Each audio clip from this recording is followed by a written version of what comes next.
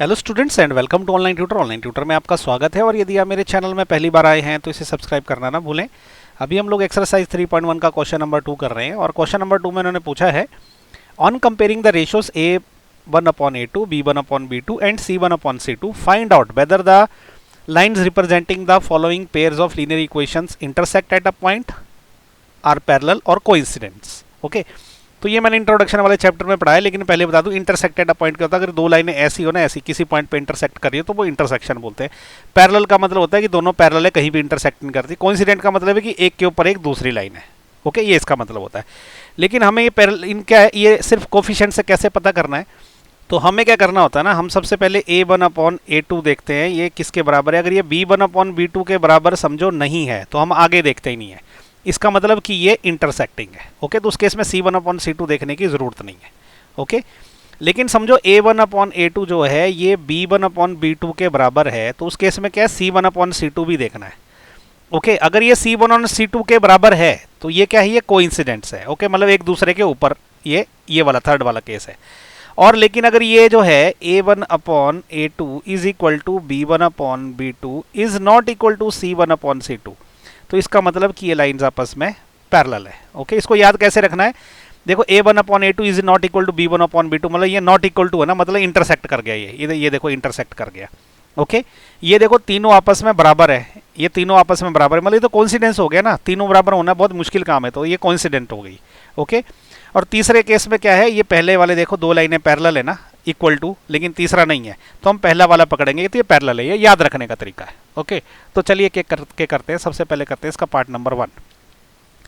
Part number 1 में क्या है, देखो A1 क्या है, A1 इज इक्वल टू, यहां से डायरेक्ट देखना 5 है। Okay, B1 is equal to, यहां से B1 देखिए क्या है, -4, निशान के साथ रहना, निशान छोड़ना नहीं है। और C1 कितना है, C1 है 8। ओके, और A2 कितना है, 7 है। B2 कितना है, 6 है। और C2 कितना है, दिस इज -9। अभी क्या है, A1/A2 क्या है, मतलब 5/7 क्या है, और B1/B2 बोले तो 4/6 है। और C1 और C1 ये 4 नहीं है, -4 है। ओके, क्योंकि ये माइनस है।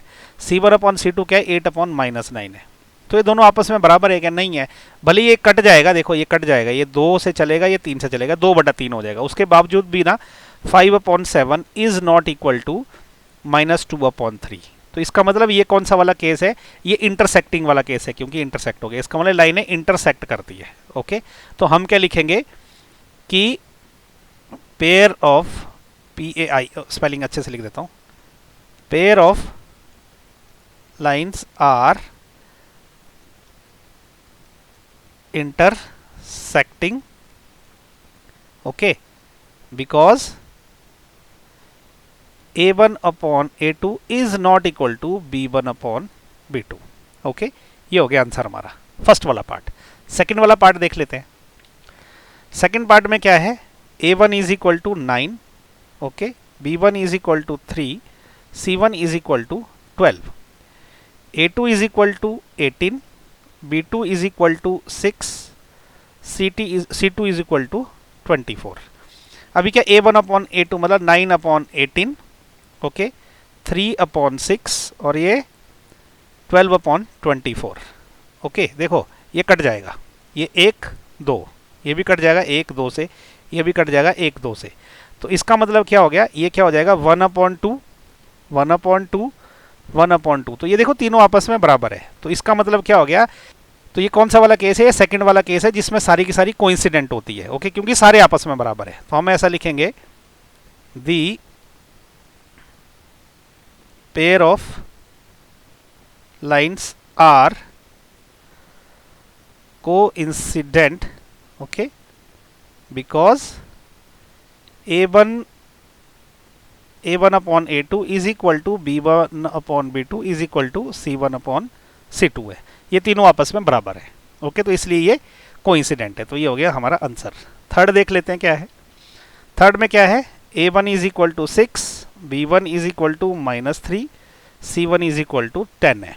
Okay, A2 is equal to 2 है, B2 इज इक्वल टू -1 है, और C2 इज इक्वल टू 9 है। अब A1/A2 क्या रहेगा 6/2, B1/B2 क्या रहेगा -3/-1, C1/C2 क्या रहेगा 10/9।